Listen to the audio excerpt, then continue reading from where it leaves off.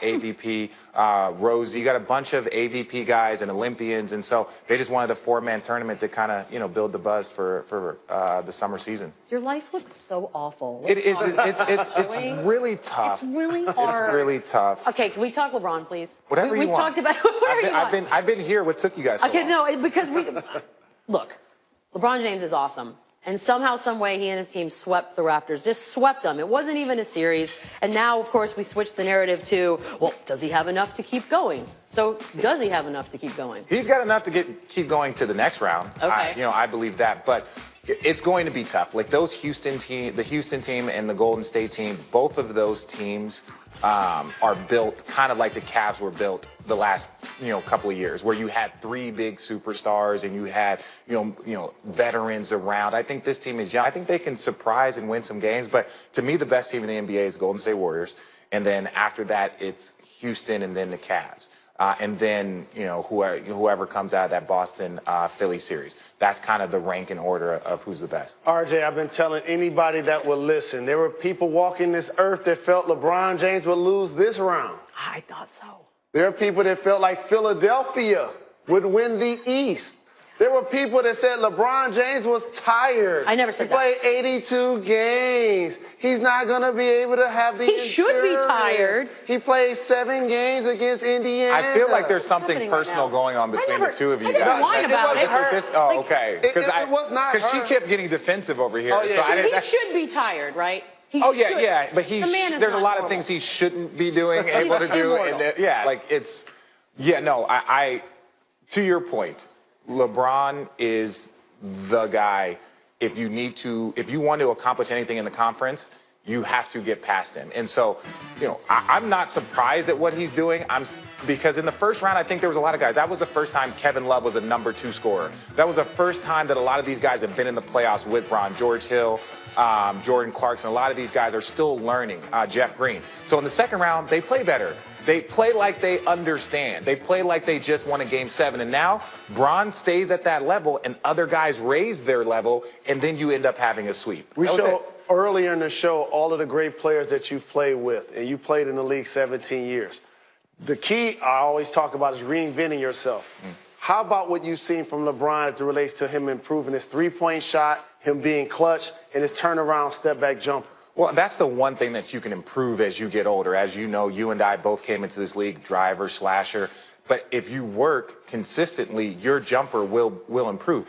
And they're still afraid. The best thing about his jumper is that people are so afraid of his drive that he just is going to get the space. Most of his jump shots are contested, but not crazy, because you're still worried that he's going to drive. You can't double team him because he makes the right pass every time, on target. So it's his passing and his shooting is what, to me, has taken him to that level where until he starts to decline, whenever that is, he's going to be the best. He's going to be the best player on the planet. So you had Warriors, then Rockets. Do you think there's enough space in there that the Rockets have a shot?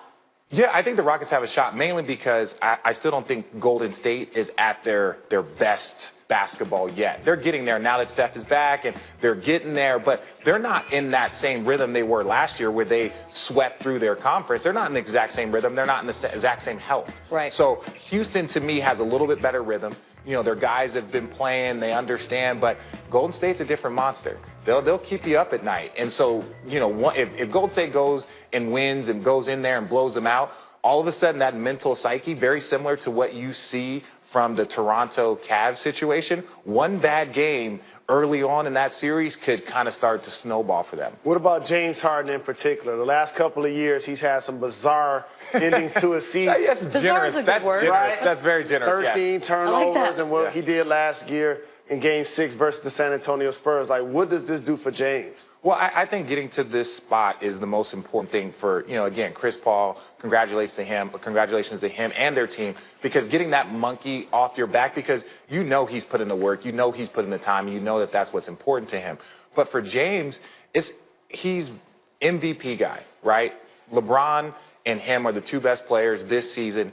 And so for him, it's championship or bust. It's okay for Toronto to say that. It's championship or bust for the Cavs. It's championship or bust for Golden State. So everyone's saying that. And for him, it's probably true. If he wins the MVP this year and doesn't win a championship, he's going to look at this season from a personal standpoint, maybe it was successful, but from a team and what he wanted to accomplish, not so much. But the league can do itself and the players some justice if they gave away the regular season awards before the playoffs start to progress. Well, they did that until they wanted to do this award show, which to me wasn't my idea. It's not the best of ideas, because it's just like, look, you're going to want if it's a runaway, right? Let's say if it's a runaway, and you're going to have 4 guys show up so that they can clap for somebody that you can win. You know that they're going to win the award. Like, you know, and the MVP has been close. The Rookie of the Year, Donovan Mitchell. I've been saying it for months before the season ended that he was, to me, the best rookie because of what he accomplished.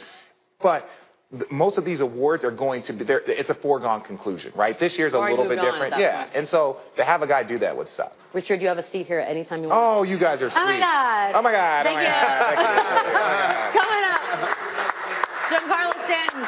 Bit of a rocky start out in the Bronx with his first taste of the Red Sox rivalry. Get Yankees fans back on board.